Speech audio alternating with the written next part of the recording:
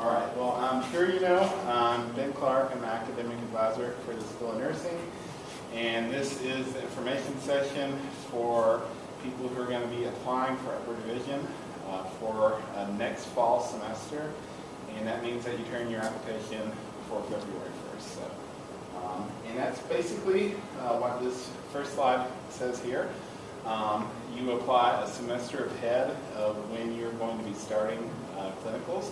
So if you are planning on starting next fall, that means you apply at the start of the spring semester. So if you're wanting to apply for starting spring 2014, you don't have to turn anything into us yet. So if you're a first semester freshman, you haven't done very much coursework yet, you don't need to worry about applying until the end of your freshman year. So you need to have completed 8 hours of the required science courses, and usually that's going to be chemistry and anatomy and physiology 1. It could be anatomy and physiology 1 and 2, or anatomy and physiology and microbiology, but those are both more difficult than the chemistry class, so chemistry is what most people go with. So you need to have English 1010 and 1020 done. If you don't have those done, you can still apply actually, but you're going to have a plan for getting through both of your English classes before you start clinicals. So, and you have to have a college level math course. That can be college algebra, that can be statistics, it can be calculus. You don't worry too much about what it is. It can't be the education math classes, and it can't be the developmental algebra class. So if you only had developmental algebra, well, A, you probably haven't been able to take chemistry, or B, you can actually apply for upper division. So you have to be a TTU student. You do not have to be currently enrolled taking classes. So I think all of you are probably tech students, but if you're watching us on YouTube here, and you are a transfer student, you have to have applied for admission before we can look at your application. Admissions has to have all your transcripts from any schools that you've attended, to have process those and put those in as transfer credits before we can look at your stuff. So if you're not a tech student, make sure you apply. You don't have to be enrolled in any classes. If you end up, let's say you have all your classes done and you're applying for the fall and you don't have any classes left to take in the spring, you don't have to be enrolled in classes in the spring to apply. You just have to make sure all your stuff's done. So you have to have C's or better in chemistry and anatomy and physiology and any other science classes that you may have done. If you get admitted and we say, okay, you can start in the fall, and you're taking AMP2 and micro in the fall, in the spring semester, and let's say you get a D in there in AMP2. We may still let you in. At that point, it's up to the faculty committee how comfortable they are with letting you start. But the default is if you don't have C's in those 2 other science classes, that you have to go through the admissions process again. Simply because the classes you're going to be doing when you start upper division are going to rely on that information. If you haven't finished those classes yet, then they may feel that you're unsafe to start doing clinical stuff. So you don't have to have Nursing 2300 done. I know a lot of people have not been able to get registered for that when they would like, and when we have been recommending people to. We would like to use that for admissions, but it's not fair to you guys who may have to do it over the summer or over the spring to look at that. So we're throwing that out for now. So, about how the applications are looked at. You send us your application. It comes to me. I put your name down on a list of all the students that have applied, your address and stuff like that. Once it's, I think January 8th or something, I forgot the date I picked, I'm going to send everybody an email or a letter saying, hey, we got your application, you're good to go, you'll hear from us in a couple of weeks. So if you don't get that email, and I will go with the email, if you don't get that email from us, then you don't have any confirmation that we received your application. So if you send it in and your mail carrier is not the most reliable person in the world, and you don't get that email from us, you need to send that back into us as soon as possible. You need to call me or email me and say, hey, I thought I'd sent it in. You guys haven't gotten it yet. Please don't think I'm not applying or anything like that. So, we did have some people last time who had to end up resubmitting their stuff because it didn't make it to us. So keep a copy of everything before you send it in, and that way, if you do have to send something back in, you just stick your copies in there, and you're good to go. So there is a 6-person committee made up of faculty members that looks at your applications. I'm part of the committee, but I don't get a vote. All the faculty members get a vote. So that's the people who are making the decision ultimately as they go to. And what we're really looking for from your application is something that shows that they're going to be comfortable working with you in a clinical setting, and that you are academically strong enough to get through the nursing classes, that you are emotionally prepared for working in healthcare and working in some of the clinical sites, and just a general impression that you're prepared to start working in healthcare, because that's not true for everybody. There's going to be an essay that you do, 250 words. That is your chance to tell us about why you are interested in working in healthcare.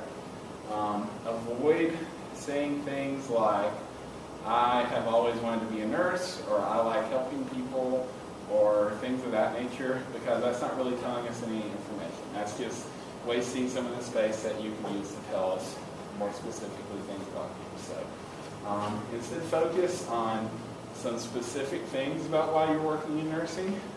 If you had an elderly relative that you helped take care of when you were a teenager, that's something good to mention, because that shows what your specific interest is.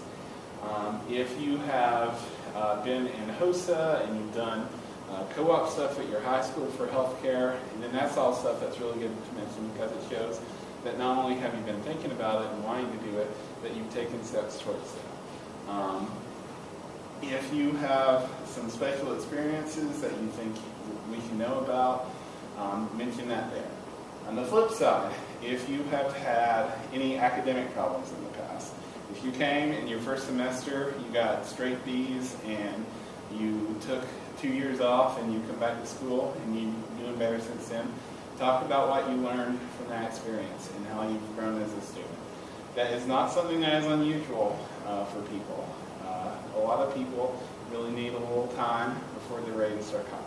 So we're not going to hold that against you. We just want to know what you've learned from the process. So, it doesn't hurt you to talk about negative stuff during the essay, because that shows that you have some self-reflection, that you have developed as a student, and that you're aware of what you've improved that makes you good for the nursing program.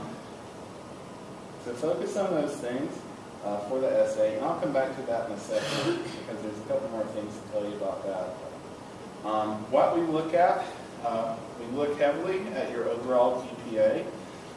That is not the sole deciding factor. You can have an above average GPA and still not get in because of other parts of your application. So it is the thing that we most heavily look at. So your overall GPA is going to be the best indication of where you stand. So, you want an average 3.5 to 3.6 to be competitive. It varies semester to semester based on how many applicants we have. If you have below that, don't let that discourage you and think that gets you out of the running.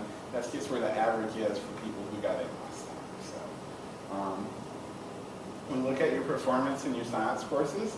What we're doing to kind of simplify things on our end is we are basically averaging together all the science courses you've had and seeing how well you stack up against other students. So, if you have had some of the really difficult TTU science courses, if you've had Reading, mention that, put a note in there and say, hey, I got this B in the science course, but I had Reading for this course.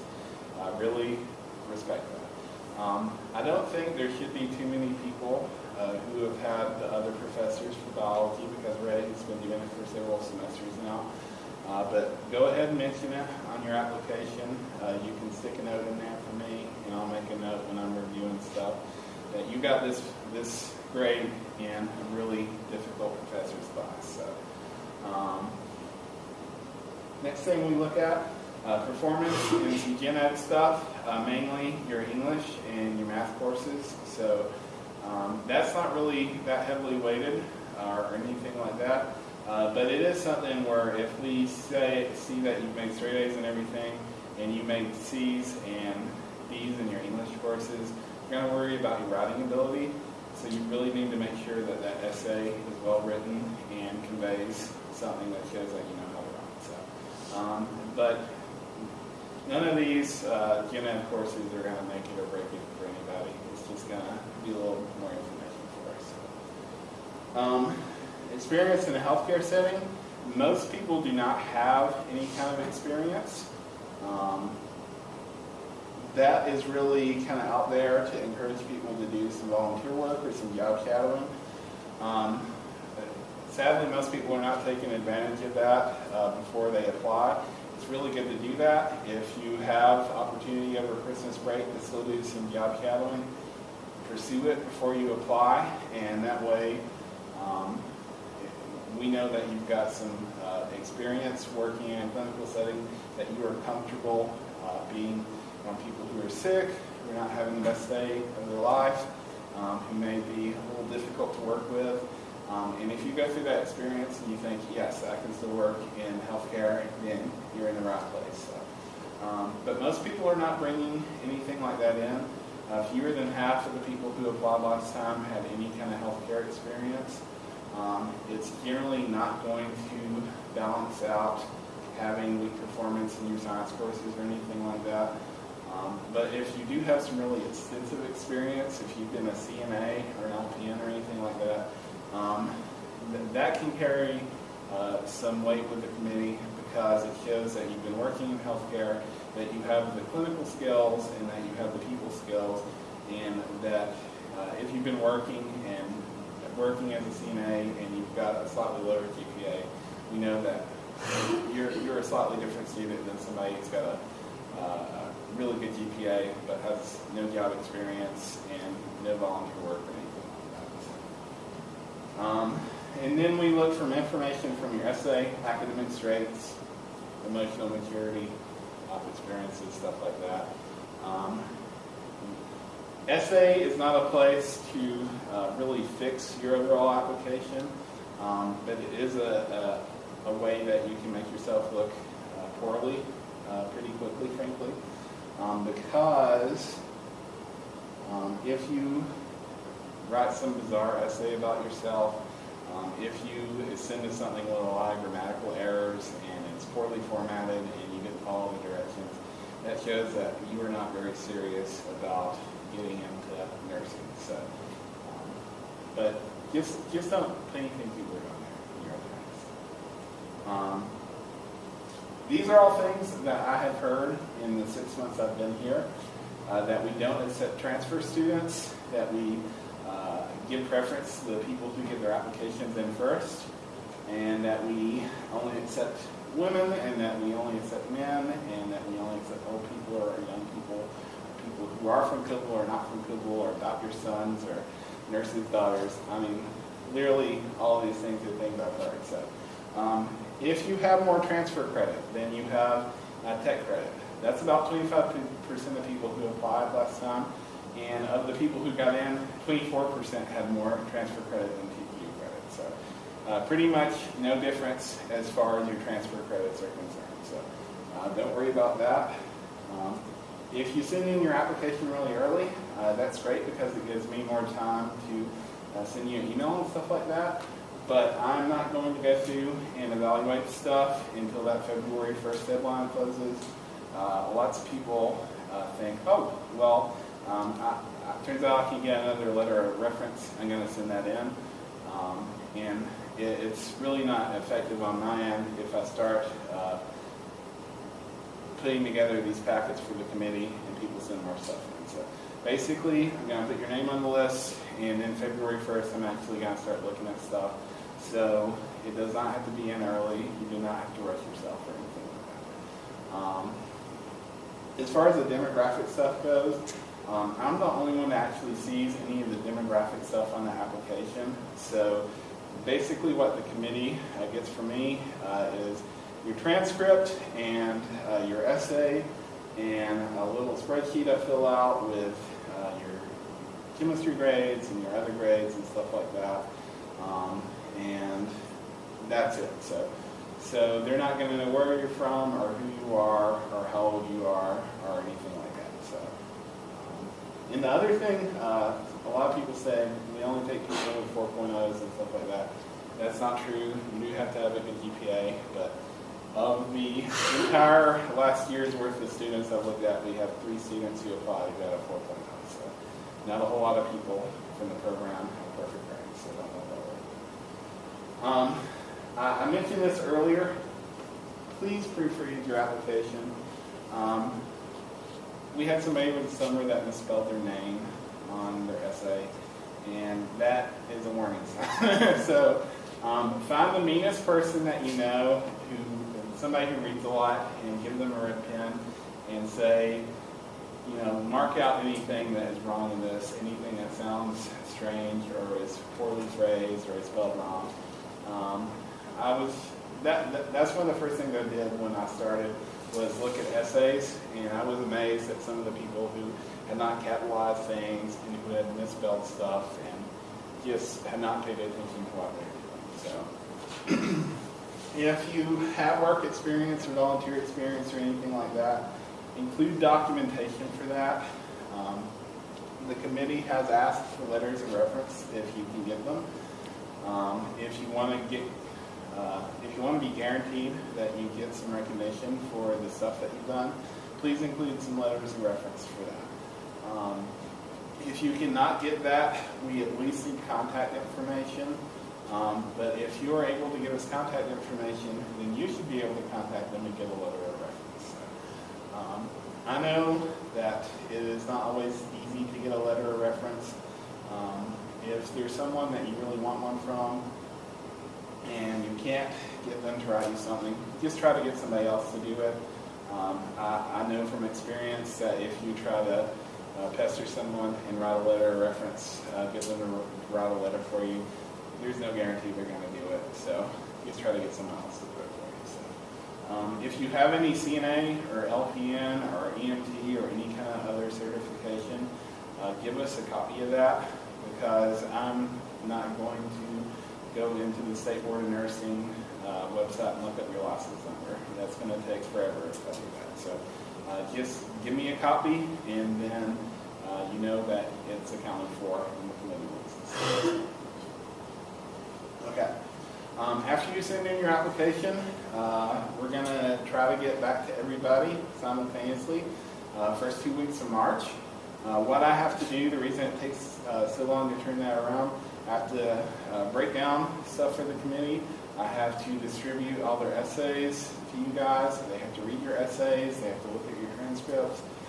Everybody gets their impression. They have a big meeting where they talk about, hey, this application looks really good. This one looks weak. They vote then on who's going to get in. They usually try to do some interviews for students who are near the cutoff who are very similar.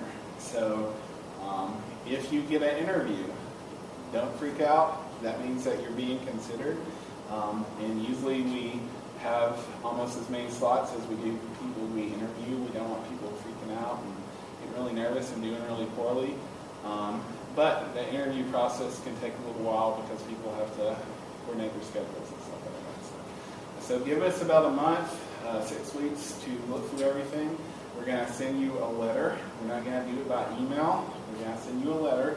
So please, on your application, give us an address that you know you can get mail at. So if you are not going to be on campus next semester, do not give us your tech box.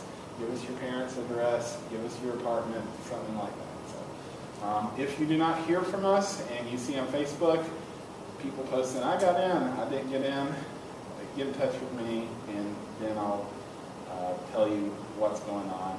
But everyone should get a letter at around the same time. So, if you get in, then celebrate. You got through the hard part. So you thought. Actually, nursing school is the hard part, but you know that you've gotten in.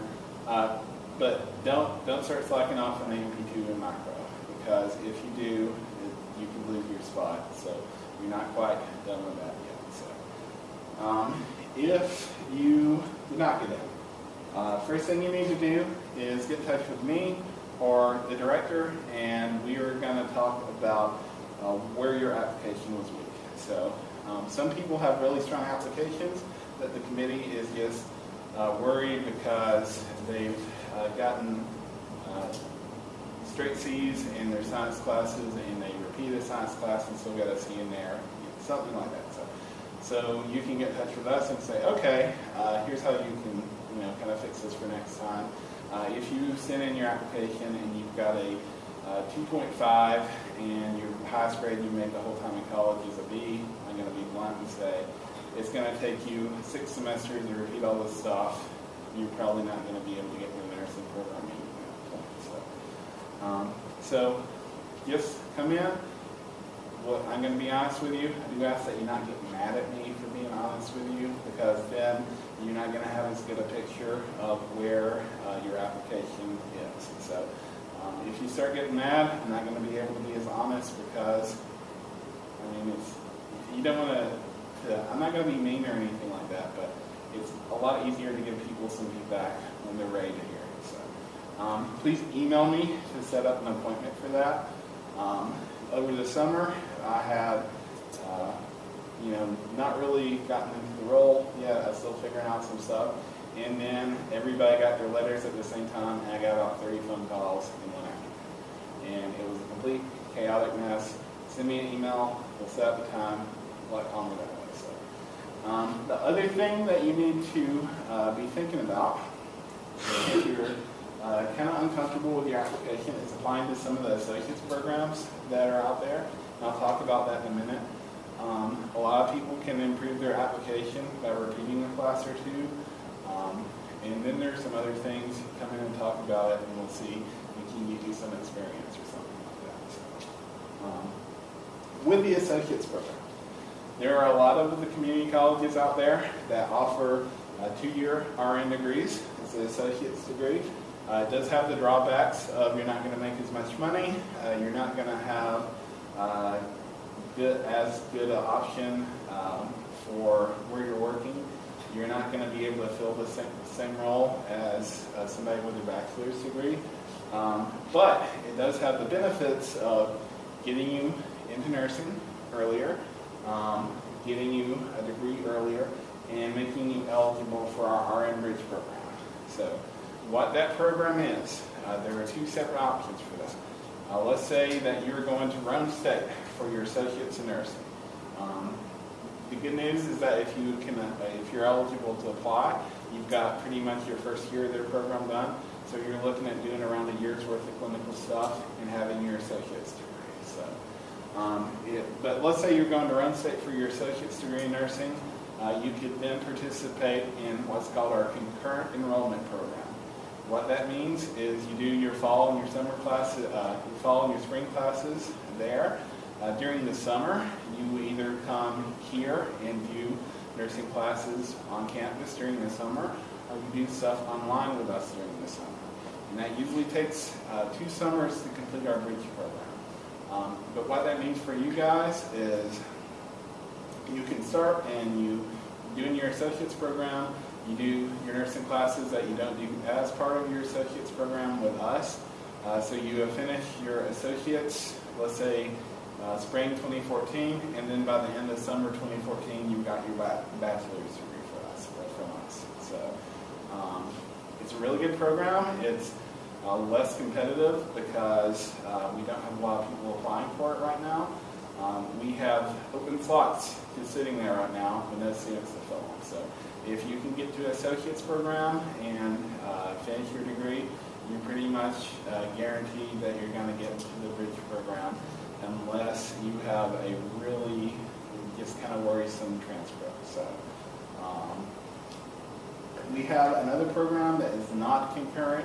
It is a post-associate's bridge program, and that means you basically finish your associates at Rome State or Montlow, and then after you're done with that, you do 2 semesters worth of coursework with us, and you finish up the rest of your bachelor's degree. So if you want to think about doing that, Barbara Jared is the person who has the most information about that. Send her an email. Tell her, hey, I'm applying for upper division. I'm also applying to the associate's program. If I get into the associate's program, what do I need to do to start RN and BSN stuff? So, and that is the conclusion of my PowerPoint here. I'm going to turn off the recorder, and then if you guys have any questions, you can ask me. So.